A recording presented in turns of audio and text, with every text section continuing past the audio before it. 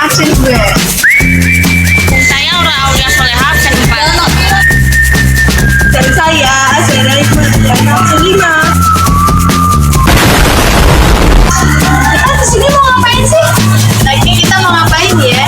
Jadi di sini kita mau jelasin materi tentang GMP. Oh gitu. Selamat menyaksikan. Kalian tahu nggak sih apa itu GMP?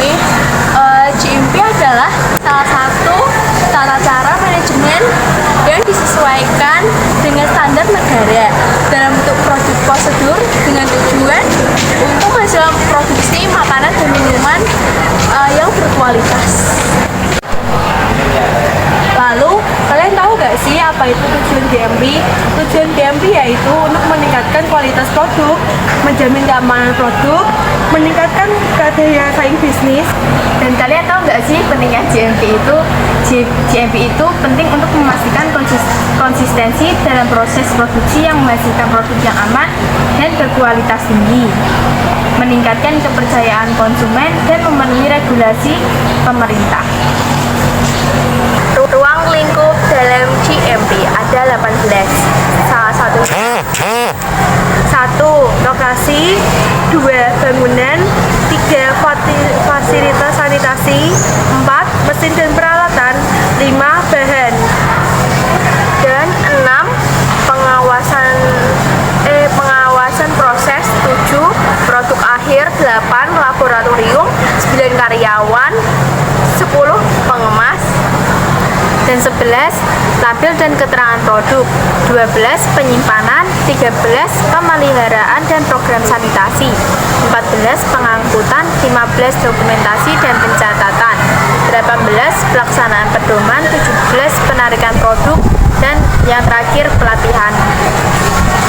Dan di sini nanti kita menjelaskan nomor 1, lokasi.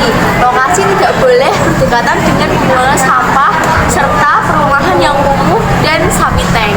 Lokasi harus berdekatan dengan tempat yang nyaman, bersih. Yang kedua yaitu bangunan.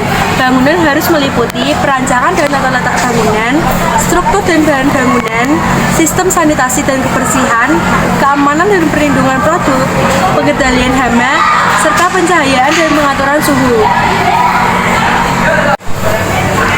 Yang ketiga, fasilitas sanitasi meliputi penyediaan ruang ganti, kesediaan fasilitas toilet, area pembuangan limbah, penyediaan APD, sistem penampungan air dan udara, serta prosedur sanitasi yang terdokumentasi.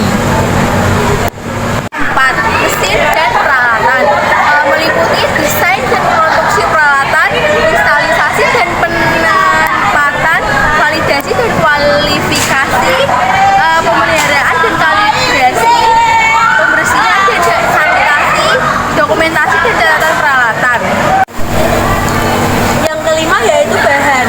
Yang pertama penerimaan bahan, pengujian dan verifikasi bahan, penyimpanan bahan, pengelolaan stok, penanganan bahan di area produksi, dan dokumentasi dan juga pelacakan bahan. Yaitu pengawasan proses. Yang pertama ada SOP, yang kedua pemantau kondisi proses, ketiga penerapan validasi proses, keempat penggunaan alat pengendali proses, dan kelima pengujian dan pengawasan in proses. Nomor 7 ada produk akhir. Pengujian produk akhir, spesifikasi kualitas produk akhir, pemeriksaan dan pengemasan, penandaan dan pelabelan, serta pengujian stabilisasi produk. Yang ke-8 yaitu laboratorium. 1. Fasilitas laboratorium, 2. Peralatan laboratorium, 3. SOP, 4. Pengambilan dan pengelolaan sampel, 5. Pengujian bahan baku dan produk. Yang ke-9 ada karyawan. Karyawan meliputi kualifikasi dan kompetisi karyawan, pelatihan rutin dan pengembangan keterampilan, kebersihan dan higienis pribadi. Nomor 10 ada pengemas, meliputi desain dan bahan kemasan, pengendalian kemasan, pemeriksaan bahan kemasan, pencetakan dan kelabelan produk, pengawasan selama proses pengawasan.